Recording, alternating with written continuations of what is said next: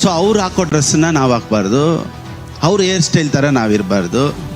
Right, ಒಪ್ಕೊಳ್ತೀನಿ. ನಾನು ಹೇಳ್ತೀನಿ, ಅವ್ರಿಗೆ ಕ್ಯಾನ್ಸರ್ ಬರುತ್ತೆ, ಅವ್ರಿಗೆ ಟ್ಯೂಮರ್ ಬರುತ್ತೆ, ಅವ್ರು ಹಾಸ್ಪಿಟ್ಲ್ಗೆ ಹೋಗ್ತಾರೆ. ನೀನು ಹೇಳು, ಅವ್ರಿಗೆ ಬರೋದನ್ನು ನಿಮಗೆ ಬರಲ್ಲ ಅಂತ ಯಾಕೆ ಹೇಳಲ್ಲ? ಡ್ರೆಸ್ ಮಾತ್ರ ಅವ್ರ ಥರ ಹಾಕ್ಬಾರ್ದು, ಕಾಯಿಲೆ ಮಾತ್ರ ಎಲ್ಲರಿಗೂ ಒಂದೇ ಥರ ಬರಬೇಕಾ? ನಾವು ಒಂದೊಂದು ತಿಳ್ಕೊಬೇಕು. ಯಾವುದು ಸರಿಯಾದ ಪ್ರೀಚಿಂಗ್ ಅಂದರೆ, whenever we hear the message, ಯಾವಾಗೆಲ್ಲ ದೇವರ ವಾಕ್ಯನ ಕೇಳ್ತೀವೋ ನಾವು ಎದೊಳ್ಬೇಕಾದ್ರೆ ಖುಷಿಯಾಗಿ ಎದೊಳ್ಬೇಕು.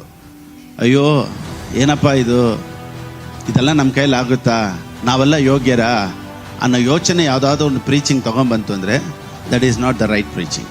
ನೀನು ಕಷ್ಟಪಟ್ಟಿದ್ದಕ್ಕೆ, ನೀನು ದುಃಖ ಪಟ್ಟಿದ್ದಕ್ಕೆ, ನೀನು ವೇದನೆ ಪಟ್ಟಿದ್ದಕ್ಕೆ ಒಂದಿನ ಬರುತ್ತೆ, ನಗಾಡ್ತಾನೇ ಇರ್ತೀರ, ನೀವು ನಗಾಡ್ತಾನೇ ಇರ್ತೀರ, ನೆನ್ಸ್ಕೊಂಡು ನಗಾಡ್ತೀರ. ಪಾ, ಒಂದು ಕಾಲದಲ್ಲಿ ಇದ್ದಂಥ tragedy, now it is comedy.